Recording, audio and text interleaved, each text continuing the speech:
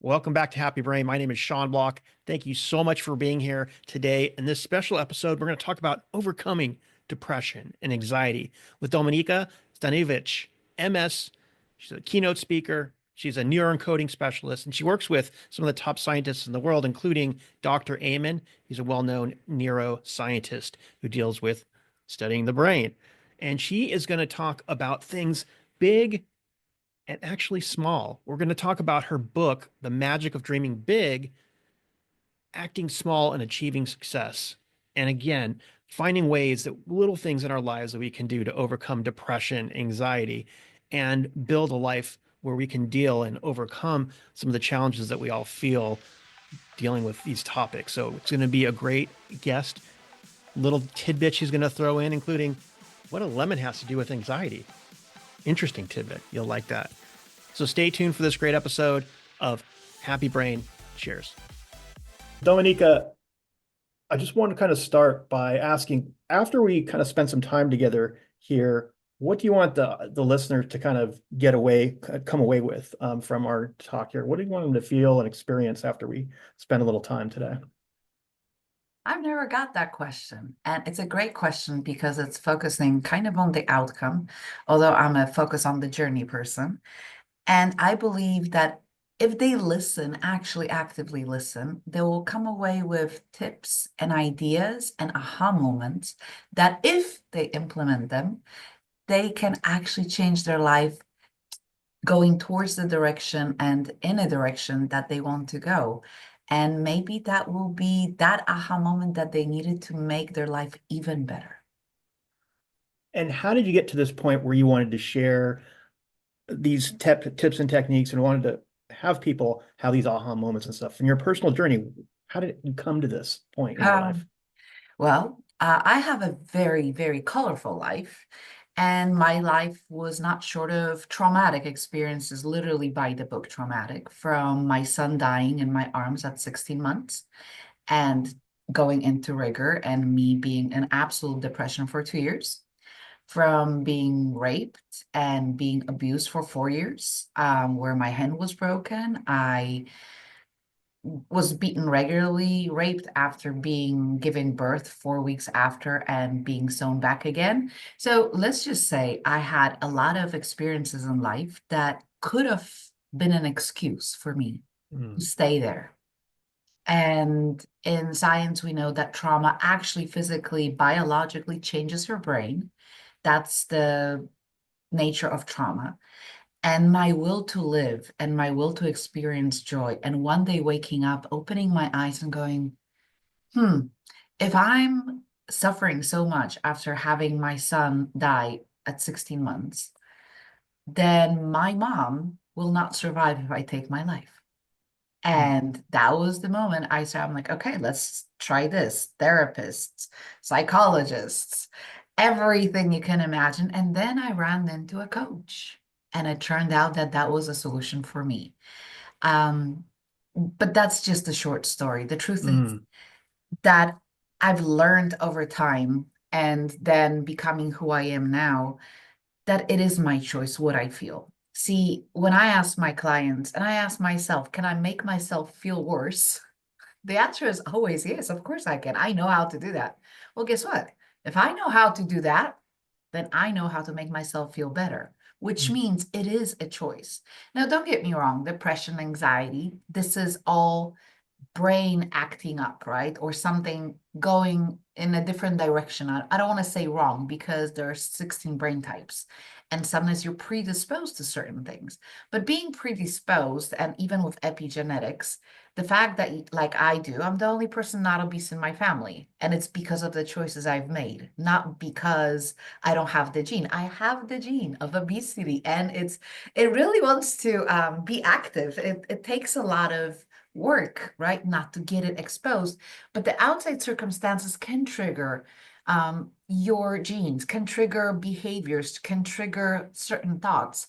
And it's up to us to choose the right thing. So my journey is long, and it's also very powerful because I am able to help women who lost their kids and say, hey, life is amazing, and that kid was here for a reason, and There are other beautiful things.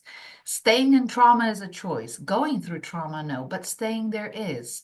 Staying in grief is a choice. And I hear very often women and men going, my cousin, not to look very far, she lost her husband 17 years ago. Until today, although she is happily married for the last 10 years or so with another man, she writes posts, my only and only, the one that's in Mm. heaven, one day we're going to rejoin. That's a choice. That So a question for you. We always hear, and I kind of hear the story, like your pain is your purpose. We hear that a lot, what you've gone through. But how did some people like yourself transition from that pain and actually make the conscious decision? How did you get, I know you said you reached kind of a low, but what was that moment where you were able to reach out to somebody, get a therapist? So, like, what happened in your mind that you're able to push forward and start a journey? we call this escatoma. It was a moment of clarity, a moment, literally a glimpse going, if I'm suffering this much, she will not survive this. That Mm, was it. And everybody has a different journey, so it's not necessarily going to be somebody's suffering and going through pain. And I wouldn't say pain is my purpose. I will not make pain my purpose mm, because that is anchoring me and putting me right back in, making this the sole reason. Joy is my purpose. Happiness is my mm, purpose. Experience is my purpose. Love is my purpose. Because if you keep going back and keep mm, that alive, you're never going to get rid of it. And mm, pain is coming either way. There's like life is part of life is pain, part of life is, challenges and being sad. But pain is very different than suffering. Suffering, mm, again, is a choice. It's on the choice side because it's a prolonged state of pain. And when we remember, we fire certain parts of our brain and then we download certain chemicals that are connected to those emotions. And then we feel again the same thing over and over, which we put ourselves in a stress. Well, So, no, pain is not my purpose. Love is my purpose. Joy is my purpose. Happiness is my purpose. Overcoming is my purpose. Daily, little tiny things that make me smile are my purpose. And looking at people who don't need me anymore after when we've worked together, that's my purpose. well, let me ask you this because you do a lot of interviews and things like that, and we always are so curious about people's origin stories and their pain stories and how they came about. And even in this series, we're talking about difficult times and things like that. So, is there a purpose? Is there a way of kind of sharing your origin story without it being a pain story, like sharing it as in a different framing and a little bit differently, because we Absolutely. we do want to hear your story, right? We want to hear Absolutely. growth, we want to hear things. So for you personally, it's looking at it differently. Absolutely. So the way to do that is it's conscious detachment. So processing what happened in the past and now I'm able to tell it. Now, what can happen to people who will listen to it because they give meanings to those events as painful, they will experience as that pain. So if that's you, I'm sorry, I'm going to cause you that. My story began in Poland. I was a little girl who was always really on the sidelines. And in general, my mom was traveling a lot because of her job. She's an artist. And I was raised by my grandma. And my grandma loved me to the moon and back. And my grandma was a person who lived in fear. So, not knowing, she was installing fear and everything that could go wrong. When I went to school, I had some friends and some obstacles, but I was also a very, very strong-willed child, as you might call it. I was the girl who ran away from home for half a year. I was the girl who had friends that all took drugs. I never did, but all my friends did. So everybody by proxy assumed that I did as well. I was the girl who got in trouble and shoplifted and got picked up by amazing cops who held me for 3.5 hours and did brainwashing. I was literally brainwashing, and that's why my whole life changed. So I'm very grateful to them. If any of them ever hear, Montclair, California station, police station, whoever was working with me, because it was my first ever and last ever offense, thank you for being who you were and your training. So I was a very troubled child, and I never wanted to conform. I was a nonconformist. I was always going against, and I felt like the whole world was against me. And that also led to my horrible choices in men. First man that I got really involved in was the father of my child who died. And he was also a crook and a criminal. And he was a very bad person who was suffering probably a lot, and he would rape me, beat me. He terrorized me, had me read out loud on my knees for 6 hours, saying I'm not educated enough. Really, like if you can imagine what a human can do to a human, I probably went through it. Mm. And then I took my kid and I ran away. Found a police officer. They escorted me, found me a place to live. I was under protective, let's say, care for a while in Poland. And then he died. So all my running away. And I remember one of the therapists telling me, well, your purpose is your child when I was healing from that relationship.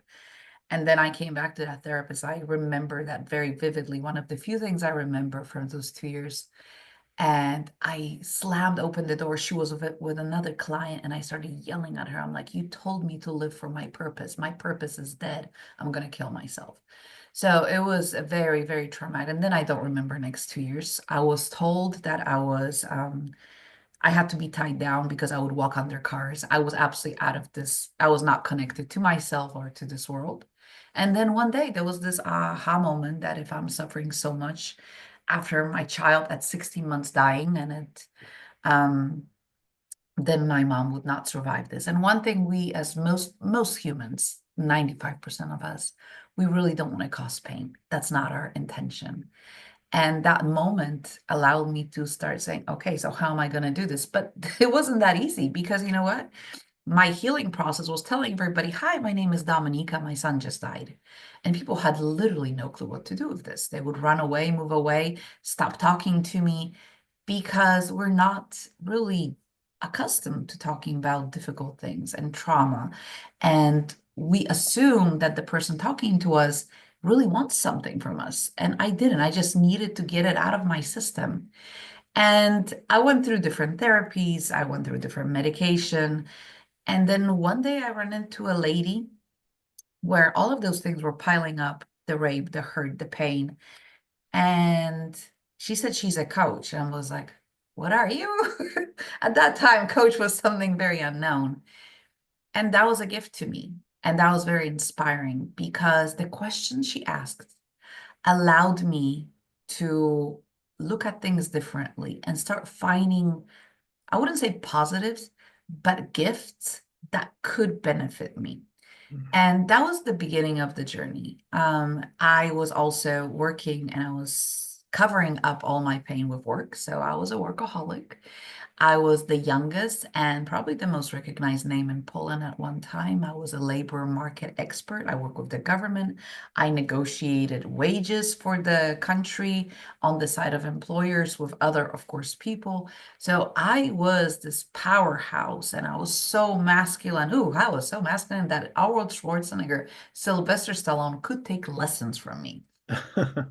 And that was a cover up. That was a cover for pain because being fragile for me equaled my past. I did not want to experience that. And mind you, a lot of women do that. We turn into, and we both have the masculine and the feminine side, but vulnerability scares us, especially if it was abused or it was taken advantage of. So, with that being said, I did fall in love and I had my twin girls. But I fell in love again with the wrong man. Not that he hurt me, but I fell in love for the wrong reasons. I thought that if somebody doesn't beat me, somebody doesn't rape me, and is in general nice, that's enough to stay married. Well, boy, was I wrong, because that's not enough. So I got divorced. And with my hyper successful life, I would raise my twins, come home and cry, raise my twins, come home and cry. I was more blunt than, anybody you can imagine. And I already have a strong personality. So that very often came across as just cruel, which absolutely was not my intention. But I truly believed at that time that if I tell you straight out what's wrong, you have a chance of changing it and you won't suffer. That was my intention, which was totally not taken that way. And then the new government came in Poland and I lost everything. I received a Mm. phone call. a lot of people, not only me, there were about 100 of us who were working and commenting and being renowned experts in their area. And we were told that either we're going to be more favorable to the new government, that's, by the way, just a year ago, is now gone from Poland, or we will not find a job. And needless to say, me and my pride, and I still stand by it, I'm proud that that was my reaction. I said, you're not paying me. And as soon as you do something I agree with, I'll be happy to praise you. But at the moment, the things you're doing, and I stood in my integrity, and I think that meant a lot to me. And it cost a lot because within a week, I couldn't be on the media. I couldn't do a lot of Mm, things. And I received a phone call from a friend from another radio station and another one from a media station, like a Polish television, Polsat. And they go, Dominika, do you know you're on a list? And I mm, realized that if you're on a list there, I don't know where the list is. So even if I would want to get hired on a regular job, right, somewhere, I won't be able to do that because that might pull somebody down with me if they're really after me. I didn't know if they were after me, and maybe they weren't. But just out of precaution, I just sold everything, took two suitcases, and ended up in the US, being 100% convinced and being a US citizen that my education, master's degree, and all my experiences, it's just going to be a snap. International mm, companies, ADP, this and that, they all gave me references. It meant absolutely nothing. mm. My ego got absolutely shattered. My first job in America with all my experiences was separating hangers at a warehouse with convicts because that's Oh all my I could gosh. get. Wow. And 11 hours a day. And I was like, oh, hell no, this is not going to be my life. This is not happening. So I slowly crawled back. One of my degrees is in education, but I was in California, and guess what? California has, as every state, their own rules for education. And it didn't matter that my degrees were accredited. No. So I Mm, could be only an assistant teacher, but as an assistant teacher, I ended up teaching my own classes, but getting paid as an assistant teacher, right? So it was a long way. And then I went back into HR, into recruiting at the beginning. I literally heard from recruiters, oh, you're from Poland? Do you know how to use internet? oh gosh. I sent you my resume through internet. Oh, okay. Do you know what's LinkedIn? From Poland, not middle of the ocean. Yes, I do. And if you check my profile, it has been there since 2009. Oh, okay. Well, you weren't working in America, so you don't know our customs. Matt, Dominica, just as a frame of reference, when was this? This is like 10 years ago, 20 years ago, that's or 7 years ago. 7 years ago? So you were doing their hangers within the last 10 years? Yes. Oh my gosh. Okay. I've been here 8 years. I've been back eight Oh, years. so you were born here. I was You're born in Poland, came here in during here. the martial law, then went back because I was a challenging teenager, came back 8 years ago. Gotcha. Gotcha. Quite the journey. So you've gone through a lifetime of experiences. Yeah. You come to the US, you're doing, just trying to get back into it.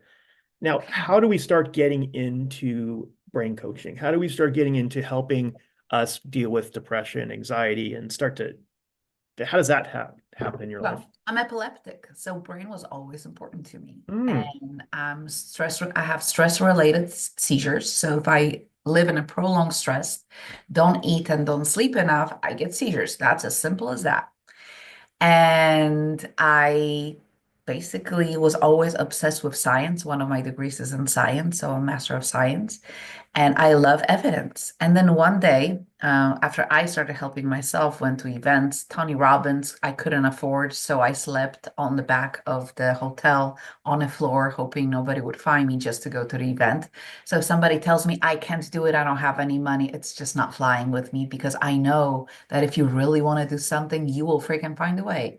And then mm, I met somebody who they put me on their floor in a hotel, so it wasn't the hotel lobby, it was a whole 9 yards. But I was determined to make my life better.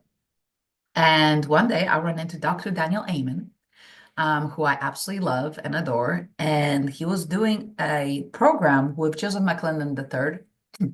One gentleman, Dr. Amen, is the double board certified neuropsychiatrist, and the other one is a neuropsychologist. And they combined their forces and they created a program where there was a lot of science, brain science, and brain knowledge, SPEC scan, blood flow, understanding blood work, different parts of your brain, basal ganglia, what does it do? What your prefrontal cortex does? What the ascend system does? The whole medical side. And then there was Joseph with neuroencoding, which is using neuroscience to reprogram your brain. And when I looked at those two gentlemen running their program together, I fell in love. And when I started practicing, it started changing like this. I was like, Hmm. holy crap, this is amazing. And I had my EMDR already done. So I infused that with this, combined the two methods. Then I added on top Dr. Huberman. And I was like, this is amazing Hmm. because I understand science and I have a gift of dumbing down the science into practical things. For example, in anxiety, did you know that one of the ways of reprogramming your brain, excuse me, and lowering anxiety is going on a freaking swing? A swing, Swing. 10 minutes a day. Wow. Okay. Why? This is something that you were doing when you were in your mother's womb. And Hmm. it's programmed into your nervous system that it calms you down. Is that related to, EMDR where you're kind of going side to side type of thing? Is it No, related to that? No. no, that is something biologically programmed into you. So when Got it. you were a kid and you were in a stroller, you were moving when you're in a tummy. That's why stroller works, right? Because Oh. you're a little well, not infant, embryo, and then you're a child in my mom's tummy. She walks and you move. And all Uh, moms will say that when you're walking, the kid falls asleep. It calms down. When you or lay down, driving or it yeah. wakes up, Hmm. right? And the kicking Okay. starts. That is That's something that you had since you were like this little freaking cell. It's programmed into you. So we take that and we use it for your benefit. Now, it's not going to cure your anxiety, but it calms down your nervous system and it helps. hmm. There is, the vestibular system, there is the vagus nerve. There's so many things that we now know, and we can translate that into practical things. Hmm. I like And it. I fell in love with neuroscience and brain coaching and neuroencoding because one of the things that both gentlemen believe is that medication is very, very important. And before you go on medication, there is a billion things you can try. Hmm. Unless you're in an acute state, you are, suicidal, or something else is happening, and I don't know, your heart is failing, you don't have half of your brain. There are ways that you can try that have proven in science and in studies over a long period of time to be more effective than Hmm. medication. Not far to look, Norway has done a long-term study on walking in a forest doing breathing exercises and compared within 6 months and a year to Prozac and other antidepressants. Hmm.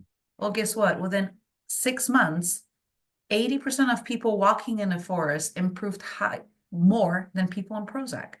And within a year, 95% of them had no symptoms of depression, while people on Prozac were still taking Prozac. The good old forest bathing or forest walks or people Yeah. talk about. And there is Wow. science behind it. That it's not, it's not a woohoo thing. And I used to be very much, I don't want the woohoo stuff, right? Crystals, I love crystals, but that's placebo, right? Crystals are really pretty. There's no science behind it. I don't care how much you really want to believe it. But the thing is, placebo can be more effective than even medication. So if Hmm. you freaking believe that this little crystal is going to cure you, please Yeah. believe because it just might. But it's not the crystals, the placebo effect and what your brain does when it believes, because your brain doesn't know the difference between truth and what you imagine. That's Okay. why when you imagine men, you know this better than anybody. When you imagine certain things, your body reacts. Hmm. And it's not happening, but your imagination is working and every system is activated. That's a very interesting perspective. I'm thinking about it right now. It's interesting. Okay. That I hear what you're saying. So what are some other small things we can do, like swinging? Okay. Swinging is a good thing. All right. Walking and everybody knows if you walk in nature, it feels good by the beach, things like that. Any other quick hits like Absolutely. Ocean and waves, 20 minutes of ocean of waves that have shown to slow down your brain waves to a point where anxiety is gone. Looking at the waves and just sitting and looking at, that's it, 20 minutes. looking, not even being in the water? No, looking, just looking. The waves, the movement, the sound does the trick. Hmm. So, another thing is let's use our natural ability to forget. It's a gift. It's a gift. So Mm. if you've ever you were sitting like doing some work and then you get up and you go to the kitchen and go, okay, what did I come here for? That is called a scotoma. So you can do the same thing when anxiety is growing and you can get up, move to another place, and I guarantee your brain will have a break in that fear Mm. and that feeling of arising. Also, when you have that break, then you can redirect your brain somewhere else. It's something you need to practice. It's not going to happen like this, Oh, but when you practice being anxious, trust me. Now, let's talk about a story when you were a little kid and you were going to your grandma's, auntie's, and she was making that pie that you loved. You had that anxious feeling inside and you were so excited and anxious. And you woke up in a very, very morning with that smell and you were just running to that kitchen to have that pie, right? Or mm. whatever that might be for you. That's anxiety, my dear, because in your brain Wow. it's the same thing, but you attached a positive result to it. Now, chemically, brain-wise, it's the same thing. But then next day she cooks the same pie. Do you wake up that early in the morning? No, because you already got filled. Right. See, one of the things that we've learned is that to break the thinking pattern, people say meditate. Please don't meditate when you're anxious or in a panic attack. Your brain is busy. It's busy with many. Mm. What you can do, you can hack your psychology of your biology. Have that freaking lemon with you. Or some people say, sour gummy bears, right? Take the lemon, bite the lemon. Your brain will go, oh, something is happening. I need to pay attention because there's a Mm. strong impulse, a strong stimuli coming from the mouth. That breaks the panic attack, allows you, and the anxiety attack, allows you to refocus. Mm. And the best way to refocus is to start thinking about something totally abstract. What would happen if a unicorn would have a balloon attached to his butt? Okay, so let me give you a scenario. I'm hearing. So you're sitting at your desk, you're stressed at work, you're freaking out.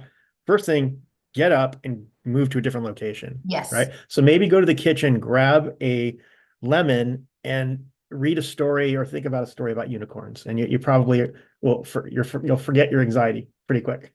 It will break the pattern enough that it will lower the Okay. anxiety because you're not winding yourself up and you're able to stop the process. Even if you're like in a serious panic attack, like if you're in a state like that.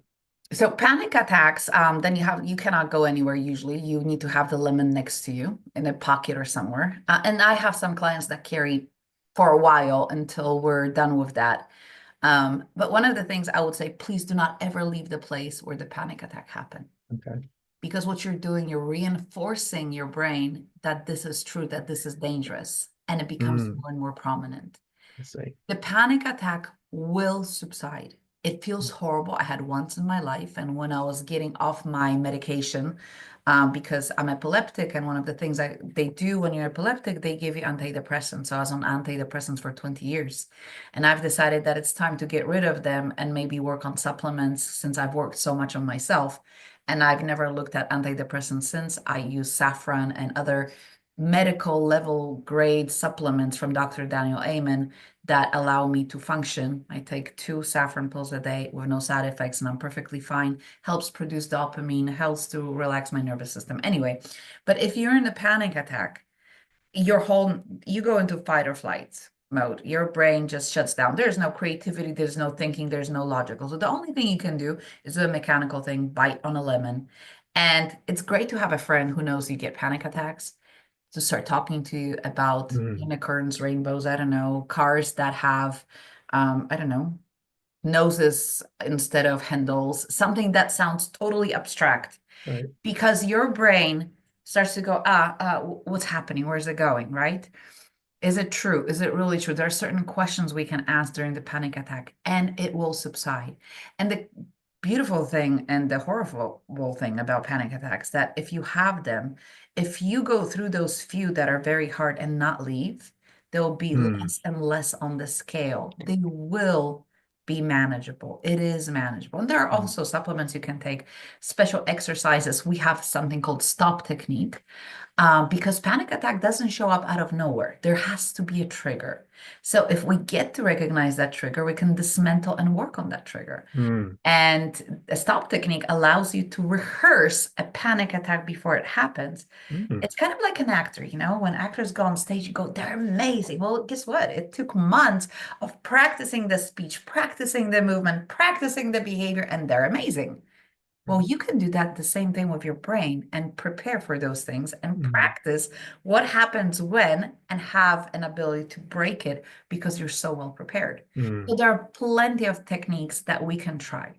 There are some people that will need to take stronger medication, prescribed, and that's okay. But you will have already started working on your nervous system, on your brain, rewiring your brain because everything is in the wiring.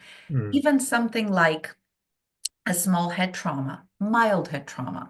You fell off your bike, you didn't have a helmet, you hit your left lobe. Dr. Amen tells that story of his nephew, who was a beautiful kid, and then he was riding a bike, he fell off, the bike, he hit his left temporal lobe. Kind of was woozy for a while, but then was fine. And about a year later, the kid started going to school, hitting other kids, beating them up, having anger issues, anger outbursts. And it's like, where did that come from, that lovely mm, kid? They scanned his brain, there was damage to left temporal lobe, and that is what is controlling your behavior. So exercises, specific exercises for left temporal lobe, working with it, questions, oxygenation, food, supplements. Within 3, 4 months, kid was back to normal. But if this wasn't, then he would have been labeled as a trouble kid, as an mm, aggressive kid, as a bad kid, and this would spiral down. See, we believe, Dr. Amen believes, and I concur, that there isn't a mental health problem. There's a brain health problem. And if we take it down to an organ, we can work with an organ because it's tangible, it's manageable. So anxiety is the same thing. You got wired in a certain way. It's your belief system. There is this little in neuroencoding that we teach, and other groups of people teach it too. There's a process how you act, and it starts with from beliefs, which are deep inside. We can play with that. But they're created not by you. They're created by the age of 7 by the world. You have nothing to do with your beliefs, literally nothing. It's impacting you 24/7 where you're a kid, and then your brain goes, okay, this is what it is, and it starts looking for proof. And then it's what you think is what you feel is what you do, and what you do is what you have. And if this is the process, then guess what? We know all the stages. We can stop it at any stage. I'm starting to hear a theme here. I'm starting to hear a theme of you can do a lot of these smaller things in your life to kind of help in all these circumstances, from simple things like lemons to like, a little bit more in-depth things, but there's a lot of smaller things. And it kind of leads me to, I know the work that you do and the you put all this into a book because to kind of break it down for people, right? So your book, and I was just looking at the title, it's The Magic of Dreaming Big, but acting small and achieving success. So is there a lot, is that part of it? Is taking small actions part of the whole big picture? Yes, because we tend to overwhelm ourselves. And the Mm, book itself is written for people who get overwhelmed, get anxiety, and feel stuck. And it's usually because we are not built for revolution. We're built for evolution. Evolution is a small process of tiny changes. mm, But you can fall in love with something called a compounding effect, and finance people know what that is. And for us regular humans, compounding effect is doing little things every day that you enjoy. And the book talks about celebrating, and it gives you exercises and stories of why doing a revolution doesn't work. And it doesn't. Now, don't get me wrong, there are some moments in your life you will need to speed up and work 16 hours a day and work in the high gear, but that cannot be your whole life. You'll get burned out, you'll withdraw, you'll be overwhelmed, you'll feel unneeded, you'll be tired, you won't see your future. Why? Because your brain conserves energy, and your brain mm. goes, I'm done. That's too much. I don't care. So change is real. I mean, change is difficult. So your brain is not always wanting to cooperate, right? If you're trying to make big But if you changes. do small things and you celebrate, and we use also what your brain is used to when it was a little kid, right? When there was this sponge and you were a little kid and the mirror neurons were crazy and they were going and they're like looking at everything how world should be and teaching your brain, right? Before the pruning starts, you're a little kid and if you would take a small step and you fall flat on your face, your parents wouldn't go, "You stupid idiot, you fell flat on your face. How could you?" Right? They'll go, "Oh, you monster, great job." Right? And your brain will go, "Ooh, that felt good. Let me do it again." Well, Well, do that's you have like two or three other little quick or smaller things that we can do from your work that we could take away today? celebrate. Celebrate. Celebrate. Celebrate Okay. the smallest things, not the big things, not the divorce, the graduation, the getting married, the little things. The fact that we got on a podcast. Yes, I made it. I woke up and I'm in a good mood and I got to share things. That is absolutely fantastic. Hmm. That's number one. Number two, go outside. Do not stand indoors. Indoors are your doom scrolling. Doom scrolling on your phone. It is Hmm. connected to anxiety and depression like no tomorrow. Hmm. One of the ticks,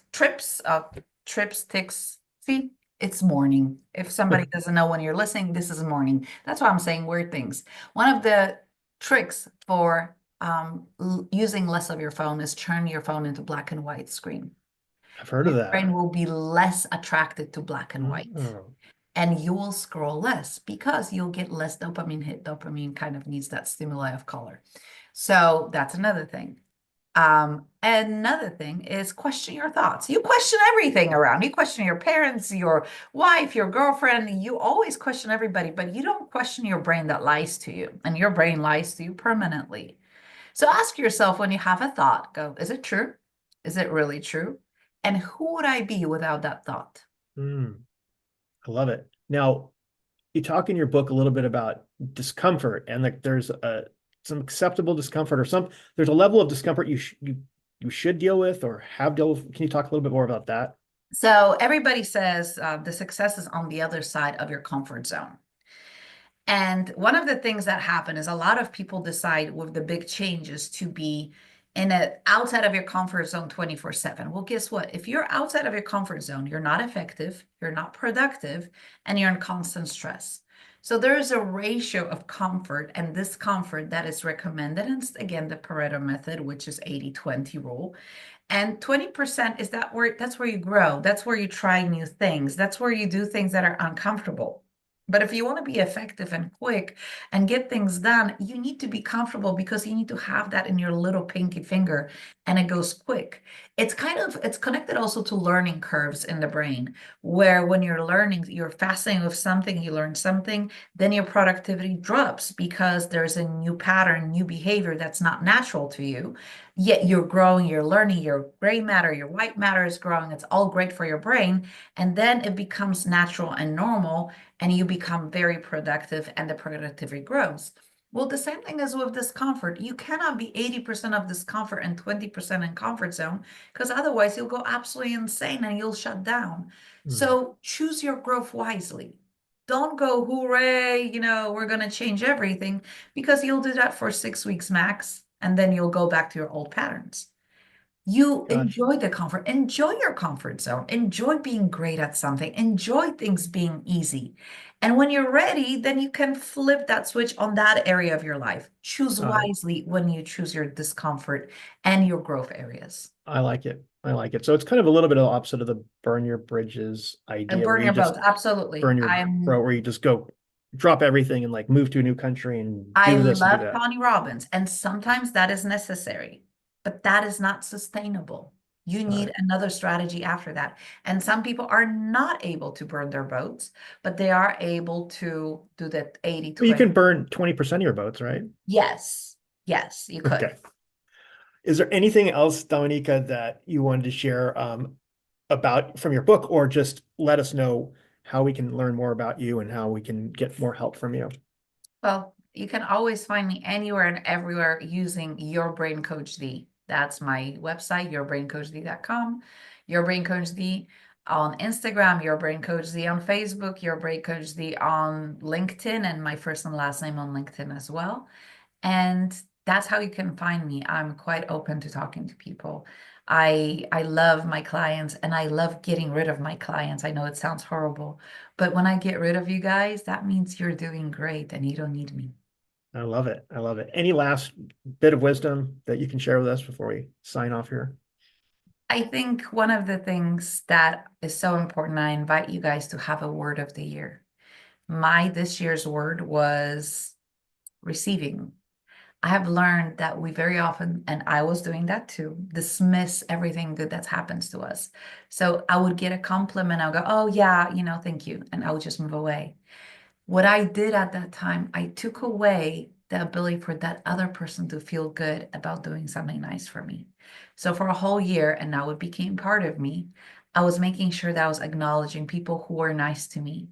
And I would take a deep breath, stop, look at them and say, hey, thank you so much. You made my day. Thank you for saying that. It's really important to me. It took 3 seconds. Every person I did that when I acknowledged the compliment lit up like a Christmas tree, made them feel good. Don't deprive people who are wishing you well the satisfaction of joy and of giving by dismissing their compliments. Happy Love it. 2025. Love it. Love it. Well, thank you so much, Dominika. It's been a pleasure talking to you. Likewise. Thank you for listening to another episode of Happy Brain. If you enjoyed this, make sure you hit that subscribe button wherever you listen to your podcasts. And if you have an extra second, leave us an honest review over on iTunes or your Apple podcasting app. And until next time, my friends, keep that brain of yours happy.